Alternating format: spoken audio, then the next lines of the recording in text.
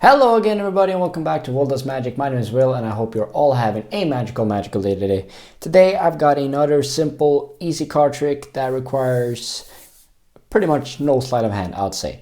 So I'm gonna get right into that trick. If you do like this video, please show it by hitting the like button down below. Comment on what you guys want to see in future videos. And as always, if you're new to the video and the channel, please hit the subscribe button and turn those notifications on. Otherwise, let's get right into the performance of this trick.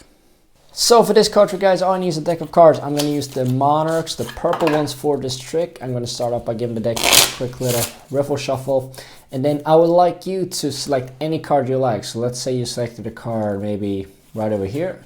And I'm going to try to show it to you guys without me seeing it. So if I turn it over, hopefully you can catch that. You got it? All right. Now, if we were in public, I would ask you to take the deck and I would ask you to put it back on top. And then I would ask you to give the deck a simple cut, just like that. Now, I will turn the deck over so that no one knows what your card, or you know what the card is, but no one knows where it is.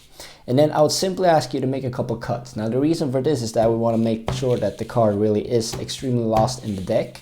And there's a few other reasons too. While you're doing a cut, like you're always changing how the deck is looking, like how the mixture of the cards is. So if we keep giving the decks a couple cuts, and you can pretty much stop whenever you like. So we just got a perfect cut there.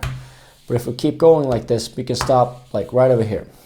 So now you pick the card, whichever card you like, and then you put it back on top, and then we cut the deck, and then you got to cut the deck pretty much as many times as you liked, right? So totally fair. Only you know what your card was, and nobody knows where it is. Now, the fact that we stopped on the 5 here is pretty interesting though, because you should know what your card was, right? It was the what? The Jack of Spades? All right. This 5 tells me that if I flip the cards over and I count 5 cards down, your card is going to be in the 5th position.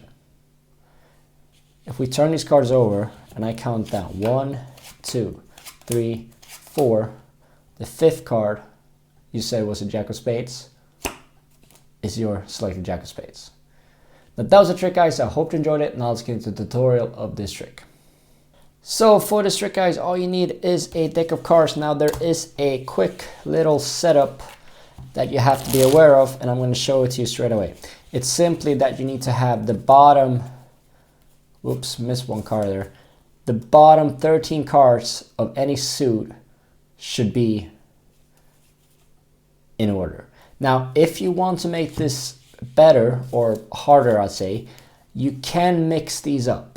Now, saying that, it will be a lot harder to know when to stop cutting the cards.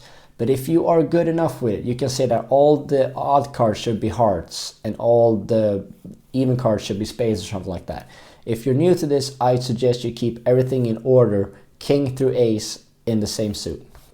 Now, the reason that we're doing this is that we want to keep track when we're cutting the cards when we're supposed to stop and at what position their selected card will be. So the cards go on the bottom of the deck and then you're ready to start. I like to do a quick little riffle shuffle, going through those 13 cards first, giving the deck a quick little shuffle. You can even do a couple false cuts if you know how to do that, but it's not necessary. Now you're going to ask the spectator to select any card they like. Now when we say any card they like, we actually mean any card except those 13s at the bottom. So you're going to spread through the cards and preferably keep spreading it widely at the top so that they don't get all the way through to the bottom cards. So let them select any card they like, and you can spread these through quite openly. And let's say they select the card right over here. So in this case, the 7 of diamonds. Now you're going to ask them to remember it. You can turn your head around. You can even hand the deck out if you like to, and ask them to place that card on top of the deck. Now the setup is this. We have the 13 cards at the bottom in our set order, and then we have their selected card on top. When we make that first cut, we're going to place these 13 cards on top of their selected card. This means that when we turn the deck over and start making the cuts, no matter where we stop, if you stop on a club 5, you know that their card is always going to be from the 5th position from the top, all right? That's why we can keep cutting the cards as many times as we like until we find one of the clubs. Now, this is what I mean with, if you're good at knowing what cards, you can have all the odd cards being the hearts and all the even cards being spades or whatever, but you got to know when to stop. So in this case, it's pretty easy. Once you hit a club, you know you can stop. Now you want to do this a couple times, so you let them just, oh wow, this is got to break somewhere, I got to fix that. But you can ask them to cut the cards as many times as they like, and until, I'm not going to try to hit that ace again, so let's do it like that. And you can go thicker, thinner, that ace is still going to be there. And then once you hit a club, you can tell them, all right, we're going to stop right there because I think you've done it enough. And then you're going to play on the words that you let them cut the cards as many times as they like. They could have stopped whenever they liked, but what actually happened was that you stopped them when you saw one of the key cards. And from this, it's only play of words. The magic has already been done. So you're going to say that, all right, so you got to choose a card freely out of the deck, which they didn't, but you say that, and they'll agree to it 99% of the time.